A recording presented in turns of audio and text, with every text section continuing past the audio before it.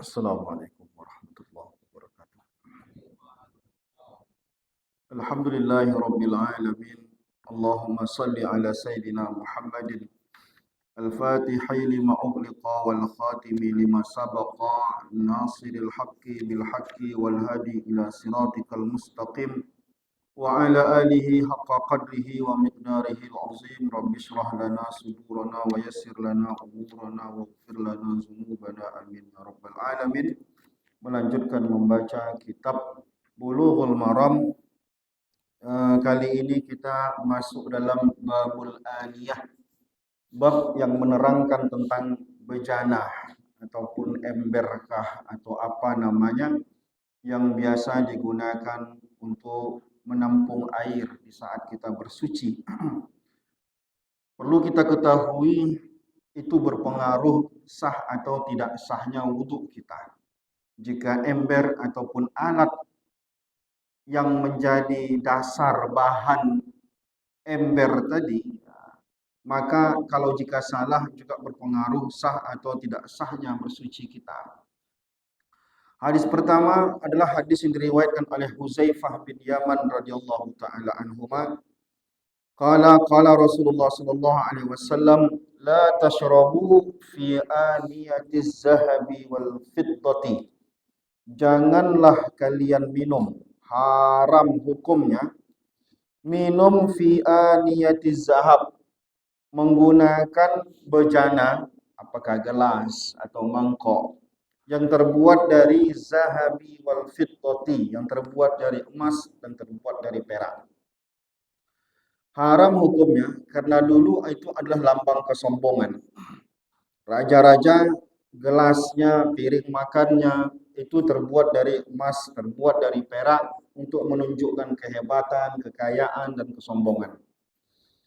Lalu dalam Islam itu diharamkan. Hanya dua itu saja, emas dan perak. Walaupun nanti ada benda lain seperti mutiara ataupun terbuat dari berlian gelas kita, maka dia tidak haram. Yang haram itu jika terbuat dari emas dan perak saja. Wala ta'kulu fi sihafiha, jangan kalian makan di tutup ataupun piring yang terbuat dari emas dan perak. Fa innaha lahum fid dunya, karena ini adalah alat yang digunakan oleh orang kafir di dunia. Walakum fil akhirah, sedangkan kalian dilarang di dunia, namun di akhirat nanti di surga piring dan gelas kalian terbuat dari emas dan perak. Lalu apa hubungannya dengan kajian kita? Kajian kita tadi adalah tentang bersuci. Tapi yang dibahas adalah gelas yang ataupun ember atau gelas ataupun piring alat makan yang terbuat dari emas dan perak. Maksudnya kata ulama begini. Maksudnya karena ini adalah hal yang haram dipakai. Jika kita menampung air untuk minum di dalam gelas yang terbuat dari emas hukumnya haram, maka menampung air dalam gelas yang terbuat dari emas untuk berwudu pun maka wudunya tidak sah. Jadi cuma itu aja ya, yang lain sah. Terbuat dari berlian atau terbuat dari mutiara atau terbuat dari barang-barang dasar mewah lainnya. Nah, tapi kalau yang dua itu maka wudu air mandi wajib itu juga itu tidak sah. Nah, itu dia.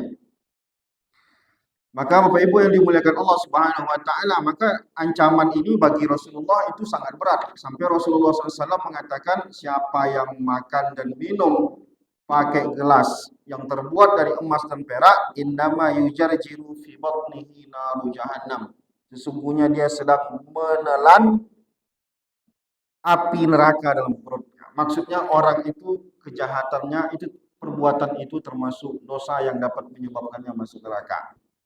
Jadi sekaya apapun kita mungkin ada barang lebih mahal daripada emas dan perak. Kenapa emas dan perak ini diharamkan? Padahal barang lain banyak lebih mahal. Nah, sebenarnya yang membuat dia haram itu mungkin dari segi medis ada, tapi yang nyata di situ adalah karena memang emas dan perak ini itu memang lambang-lambang kesombongan, lambang-lambang kemewahan yang membuat orang menjadi merasa besar, merasa sombong, merasa berduit dan lain-lain, sedangkan kesombongan itu adalah dosa besar. La yadkhulul jannah, tak masuk surga. Man kana fi qalbihi, barang siapa yang dalam hatinya ada zurratun min kibrin, ada sebesar biji sawi kesombongan dalam hatinya, dia enggak masuk neraka. Dia enggak masuk surga. Jadi karena menghindari kesombongan itu, maka segala hal yang dapat membuat orang sombong maka diharamkan. Sama seperti berzina, hukumnya haram. Maka segala pintu berzina diharamkan. Apa itu? Berduaan. Apa itu? Jabat tangan laki-laki perempuan, itu hukumnya haram. Kata Rasulullah, kamu pegang tangan yang perempuan yang tak halal, itu lebih baik kamu tusuk kepalamu pakai besi daripada kamu sentuh tangan perempuan yang tak halal bagimu. Kita biasa aja. Padahal kita tahu itu haram hukumnya, karena kita tak takut dengan neraka. Kalau kita takut dengan neraka, takkan ada perempuan di kantor ini yang kita jabat tangannya. Lebih baik nih pisau itu bapak cucuk kepala bapak sampai sakit, nauzubillah. Lebih enak itu lagi daripada siksaan yang akan Allah berikan bapak pegang tangan anak perempuan yang tak halal bapak pegang. Haram hukumnya. Kadang malah cepik-cepikian tahu itu dosanya lebih besar. Sedangkan sepupu saja tangannya tak boleh dipegang karena dia sudah tak halal, karena dia sudah boleh dinikahi. Selagi boleh dinikahi, maka selagi itu pula dia tangannya haram untuk disentuh. Nah, kita nampaknya udah seperti macam tak takut neraka aja lagi. Nah, lalu kemudian hadis yang kedua dalam bab ini adalah an Ibni Abbas radhiyallahu taala anhuma, diriwayatkan oleh Ibnu Abbas radhiyallahu taala anhuma. Qala Rasulullah sallallahu alaihi wasallam, Rasulullah bersabda, "Iza dubighal ihabu," apabila kulit binatang disamak, faqad tahura, maka sesungguhnya dia sudah suci. Maksudnya apa? Kulit binatang hanya boleh digunakan untuk aksesoris, untuk buat sepatu, untuk buat tas, untuk buat dompet, buat tali pinggang, jika dia sudah melalui proses disamak.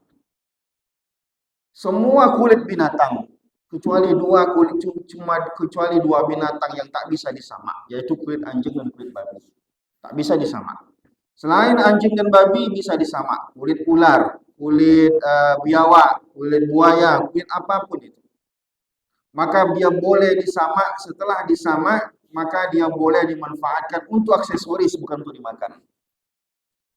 Nah, cara menyamaknya bagaimana? Tak sama seperti kita menyamak kalau terjilat oleh anjing. Cara menyamaknya sederhana. Ambil misalkan kulit sapi itu, ataupun kulit apakah itu, maka buang semua benda-benda yang lengket ke kulit, bulunya kah, daging yang menempel, lemak yang menempel, dikikis habis, tinggal murni kulit. Lalu direndam pakai air yang sangat kuat, seperti air cuka, seperti air garam. Setelah bersih dijemur sampai kering, setelah itu boleh dimanfaatkan. Nah, boleh digunakan untuk aksesoris, boleh digunakan untuk apa saja. Nah, apa hubungannya dengan kajian kita? Dulu di zaman Rasulullah tidak ada ember seperti sekarang. Yang ada adalah kulit binatang itu.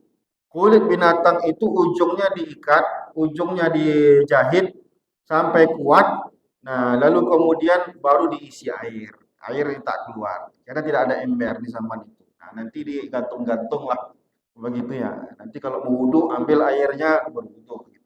Karena tidak ada toilet rumah, tidak ada keran air, tidak ada ember, jadi cari air pun susah. Maka begitulah cara menyimpan air. Nah, disimpan air. Nah, bolehkah? Padahal kulit binatang. Kalau tidak disamak, maka wudhunya tidak sah. Mengapa? Karena bangkai itu adalah najis.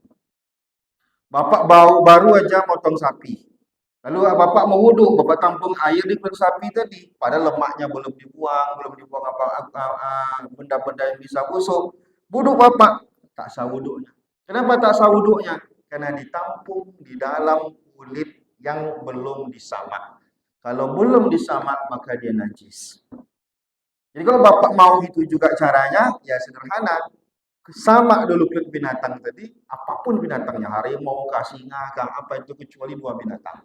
Yaitu anjing satu, babi satu. Nah, dua binatang itu tidak ada cerita disama. Diapakan pun tidak bisa lagi dia suci.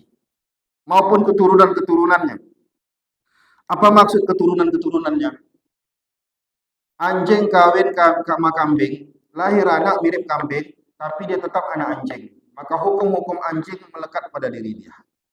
Nah, di India orang kawin silang sapi dengan babi. Nah, walaupun dia mirip sapi, tetap haram dimakan karena dia anak babi. Nah, maka sama haramnya babi sama pula sama anaknya tadi. Nah, mau terjadi kawin silang, walaupun tidak lebih mirip kepada babi atau anjingnya, tapi karena ada percampuran di situ, karena kaidah dasarnya bercampur halal haram, maka yang dimenangkan haram. 100 kilo daging sapi dicampur dengan 1 on babi, diaduk-aduk untuk buat rendang, maka itu rendang jadi haram semuanya. Nah, jadi yang mendominasi itu walaupun jumlahnya sedikit adalah yang haram, bukan yang halal. Beli baju bapak itu harganya 300.000, 290-nya duit halal, 10.000-nya uang haram. Dicampur-campur lalu kemudian dibelikan ke baju, maka bajunya baju haram. Selama dipakai maka doa tak kabul. Selama dipakai maka selama itu kita berdosa dan doa tak dikabulkan Tuhan dan malapetaka banyak datang. Kenapa? Karena uang halal tidak bisa dia meleburkan benda haram. Tapi barang haram sedikit dia bisa mendominasi pada benda halal yang banyak. Begitu dia. Jadi kawin sapi sama kambing tadi mungkin lebih cenderung mirip ke kambing, tapi tetap anak babi, tetap anak anjing. Begitu. Terakhir yang ketiga, ini kita bicara tentang benda yang digunakan untuk menampung air untuk berwudu. Nah, bagaimana kalau seandainya yang ada adalah embernya orang kafir? Ada orang kafir yang misalkan dia punya penampung air. Boleh nggak kita berwudu, numpang wudu pakai itu? An Abi Sa'labah Al-Khushani, dari Abu Sa'labah Al-Khushani radhiyallahu taala anhu, qultu ya Rasulullah, aku bertanya ya Rasulullah, inna bi ardi qaumin ahlil kitab, aku hidup di daerah ahlul kitab. Ahlul kitab ini Yahudi, Nasrani, dan dia tidak percaya kepada Nabi Muhammad meskipun dia megang kitab Injil, kitab Taurat, tapi dia tak percaya dengan Nabi Muhammad. Maka disebut dengan ahlul kitab. Afana'kulu fi aniyatihim, boleh enggak aku makan di piring mereka? Jadi kita datang, mungkin kita juga bisa datang ke rumah orang lalu kemudian dikasih makan, tengok dia non muslim, kita piring ini piring apa ini? Jangan piring ini dah babi berapa kali bolak-balik masuk di situ. Gimana caranya membersihkannya? Kata dia, ya Rasulullah, boleh enggak aku makan? La ta'kulu fiha, kata Rasulullah, tidak boleh kamu makan di situ. Illa, kecuali alla tajidu ghairaha, kecuali kamu tak dapat yang lain lagi. Daripada kamu mati tak makan, tak ada pula lagi untuk makan, gimana caranya? Tak mungkin nasi langsung diperiuk, langsung ke tangan. Mau ditampung juga, maka bolehlah. Kalau itu pengecualian, kalau tak ada lagi. Selagi masih ada pilihan, maka pilihlah yang aman. Karena dalam Islam itu harus memilih mana yang meyakinkan. Pak, beli, kita tengok di sini orang-orang muslim banyak. Ragu kita, yang jual ini Islam atau tidak. Tidak ada bacaan bismillah, tidak ada apa, nak mungkin bertanya. Beli, oke. Beli apa nak? Beli opsi pilihan pertama ada daging sapi. Daging. Maka kita ragu, ini daging apa ini? Ada dagingnya daging halal atau tidak? Jangan-jangan dagingnya daging haram ini. Daging kucing dijualnya. Tapi wah, ini gawat. Ada pilihan kedua. Pilihan keduanya apa? Ayam. Maka wajib dia memilih ayam. Kenapa? Ayam jelas halal. Walaupun nanti kita ragu juga dipotongnya atau tidak. Jangan dipatahkan aja lehernya. Nah, haram juga. Ada pilihan ketiga, ikan. Maka wajib pilih ikan. Kenapa? Karena ikan itu tak perlu disembelih. Nah, jelas dia barang halal, tak perlu disembelih. Tapi kan kita ragu juga. Dia ikan ini diapakan sama dia? Jangan-jangan ikannya halal, tapi bumbunya bumbu haram. Ada pula rebus telur di situ. rebus telur itulah kita pilih. Karena rebus telur itu belum dibukanya lagi, belum dikasih bumbu sama dia, masih telur bulat-bulat itu kita beli. Maka wajib bagi kita memilih mana yang lebih aman. Maka orang Islam wajib memilih tempat pindah jika di tempat dia saat itu sulit untuk beragama. Misalkan dia memilih pilihan kerja satu Malaysia, satu Eropa. Tapi di Eropa yang dipilihnya ini bang masjid tidak ada. Jumat tidak bisa. Berjamaah tidak bisa. Maka ada pilihan kedua di Malaysia, tapi gajinya lebih kecil. Wajib hukumnya memilih di tempat yang beragamanya lebih aman. Dibanding dia memilih tempat yang beragamanya sulit. Nah, begitu dia hukumnya. Jadi apa hubungannya dengan kajian kita? Kalau seandainya kita ada ember, ember itu kita tidak tahu dia mencuci apa di situ. Nah, maka di situ lebih afdal kita memilih tempat ataupun bejana yang kalau ada pilihan maka carilah yang lebih aman dan meyakinkan. Kalau tidak ada pilihan apa boleh buat. Nah, begitu dia. Wallahu a'lam bishawab. Inilah hadis-hadis, beberapa hadis yang kita baca khusus tentang tempat yang biasa kita gunakan untuk suci. Jika ada diskusi silakan, kalau tidak ada kita sudahi. Hmm. Hmm. Nah.